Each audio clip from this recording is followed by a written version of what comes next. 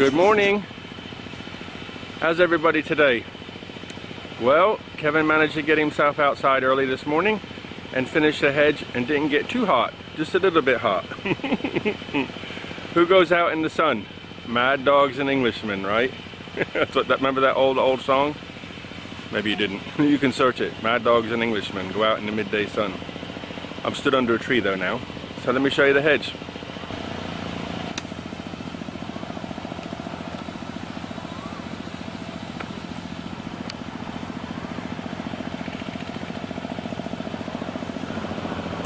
So hedge ready for inspection.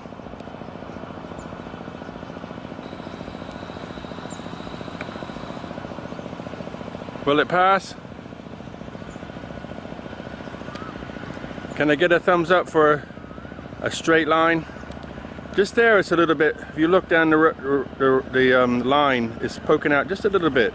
And I'm leaving that for a while until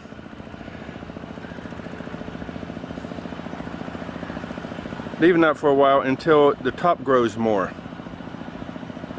I don't really want to move that tamarind tree, but it's blocking the light, so the hedge not growing very fast there.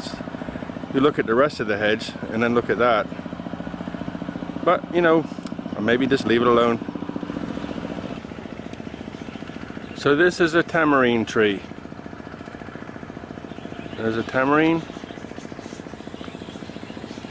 and there's the flowers. You see the flower there? A tamarind flower, only tiny, and there's the fruit behind it.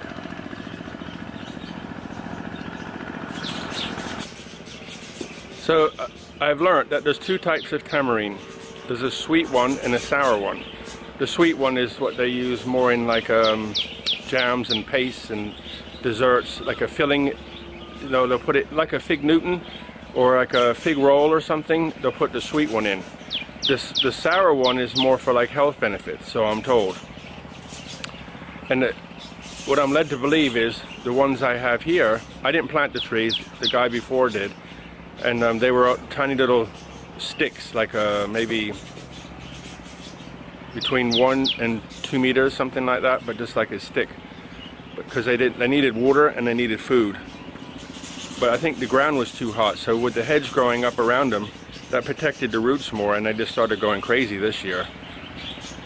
And they're more like a helps you go to the bathroom kind of thing like that. I've eaten a few of them, but you know, they're a little bit, you know, you have to, first it starts off soft and then the outside goes brittle, like maybe a roasted peanut. So you crack that off and you're left with like a cylindrical tube of a brown, like pasty looking thing. And it's got ribs in it. It's like cartilage, if you like, to hold it together. And there's a lot of seeds in it, like shaped almost like a hazelnut, but about half to a third of the size. And in between the seed, the hazelnut type seed, and the cartilage, like, you know, structure that holds it together, is this like brown paste, and that's the actual fruit.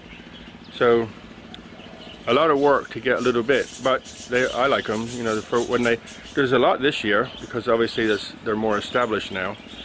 But so somebody asked me that question, Mrs. C. So about the tamarind, okay? What do you think? And thank you for asking. Okay, busy boy here again. So I got a job to do, a couple of jobs to do today. I didn't paint any of this, but I thought I'd show you it. So once I finish painting, then I'll start putting all the hinges on. I got to put that door on there. This is all like an undercoat, so it's all rough yet. But here's an undercoat. Remember that chair I made? That's I think that's the first coat of paint on. But it come out nice. It's fitting on the wall real nice. Look, you can see I caulked it all. Probably needs another coat of caulk. It shrunk. So I put caulk on there again. But it come up nice, huh? Looks real nice. We're going to make some cushions to put on it. Okay, so just before I get started working, I've been thinking about this question. A couple guys asked me, what preparations did I do before leaving and coming to Thailand? Okay, so obviously I'm from England. Well, it's obvious to me. Some say my accent's funny, but anyway, whatever. I was living in America, in North Carolina. There's a video, my American house. So the question was, what preparation or information do you need to gather before you leave and come here? Well, what they were referring to is, did I bring my tools and things like that? So one thing you have to remember is, okay, first of all, let's try to do this chronologically, okay?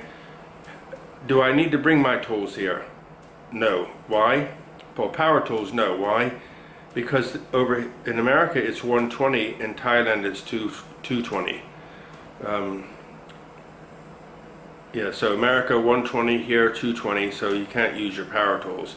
You could get an inverter if you wanted to, but that's up to you.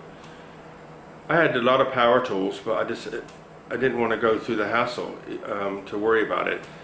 Did I bring any chisels? I mean, I had some like high quality wood chisels and things like that that I bought over a period of time because they were really high quality tools.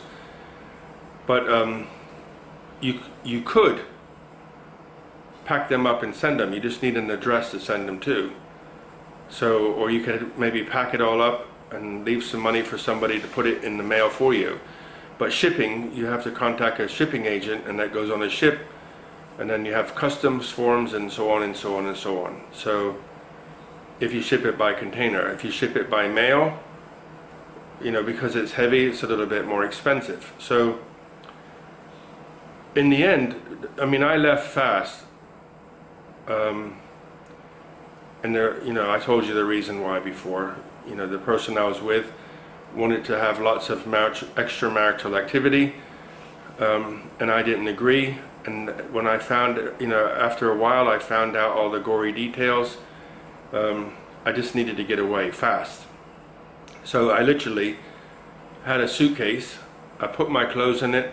I booked a flight. I was waiting for my flight. I got everything done that I wanted to get done. I still had 3 weeks to wait. I phoned up American Airlines and spent $200 to bring my flight forward 2 weeks. So literally I had from 3 weeks down to a few days to wait. But I didn't care. I didn't care about waiting 2 more. I wanted to get out of there. I just needed to leave. Luckily, she took me to the airport, and I got on my plane and left. That was it. That was almost 5 years ago. I didn't bring any tools. The only thing, in hindsight, would I do anything different? This is probably the nugget. Would I do anything different? No, I did the same thing.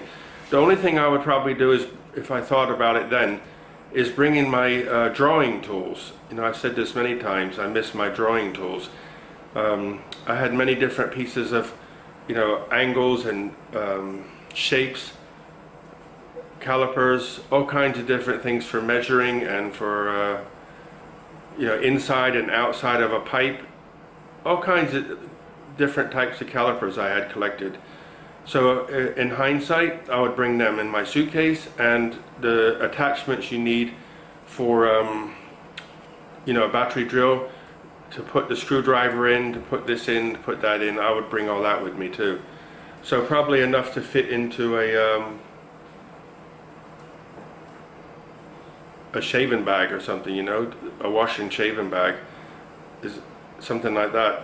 The drawing stuff was light, and the small things, you could probably fit it in your pocket. I mean, you wouldn't because of metal, but that's how much I would bring. So you can buy all tools here. The only thing I would say is, if you're going to come here and you want some tools, you can, now I just bought a 18 volt battery drill. First time I've seen one. Before, I'd never seen one that big. So I now have an 18 volt battery drill. And what you need to buy, the attachments, you know, that go in, so you can put a screwdriver, pull the screwdriver out and put something else in, you know, a drill bit or something. All that sort of stuff you can't buy here. So if you want that, you know, Lowe's or somebody has that, buy it and put it in your suitcase and bring it with you. Other than that, I would say you don't need any tools. Bring everything, you know, buy it here. You can buy everything here now. You know, for a long time you couldn't buy a planer, hand planers, yes, but a board planer, you know, you put the whole board in. You couldn't buy them before, but now Global sells them. Compound miter saw, big one. You can, table saws, they're around now, easier to find. So you can, if you want a wood shop, you can buy everything here. Extractor fans, everything. But I would be thrifty and be smart and think about doing things clever, and you can keep the price right down. Remember the voltage difference, so there's no point in bringing them. Just buy new ones. Sell them for as much as you can. Buy the small things you think you can put in a mail or put in a suitcase. Pay the extra if you're over, and just bring it with you. It's the easiest way. So I think that's basically it. And I have all my tools back now. I have everything I need. I don't have a workshop as such. Do I want one? I don't know, maybe one day, but right now I'm just happy, you know, with I can work outside. No AC, I put a fan next to me. You see where I work. But one day I would like maybe have a workshop again. I mean, if you're thinking about building stuff to sell it to make a living, don't, because what you're going to charge for it, nobody's going to buy it. I mean, if you're in Bangkok and you have a shop and you have exclusive furniture or something like that, then you might get, you know, in maybe a year or two you could build up a name. But if you're anywhere else, people aren't going to buy it. You know, they just don't have the money to buy stuff like that, especially if you're thinking of your prices. So, but if you're just going to do it for yourself, then small workshop, no workshop, big workshop, up to you.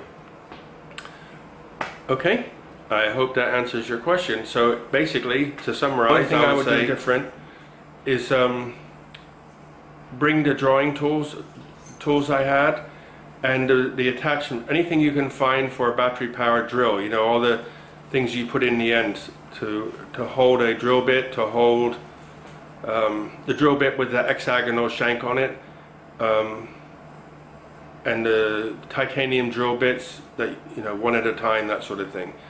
And if you want to bring a nice drill bit set, you can do that too. But I wouldn't do anything different. I wanted to leave fast, so I left fast. And that's it. So I hope I answered your guys' questions. Okay?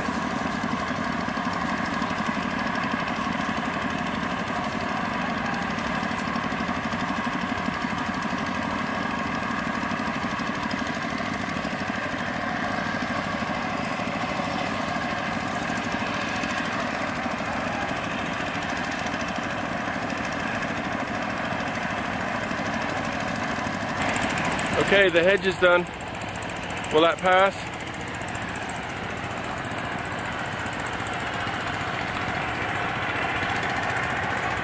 Okay guys, that's the end of the day. I'll sign off now. And I hope everybody's okay and doing well. Best wishes to you all. Buckets of love and blessings. See you later. All the best. Bye.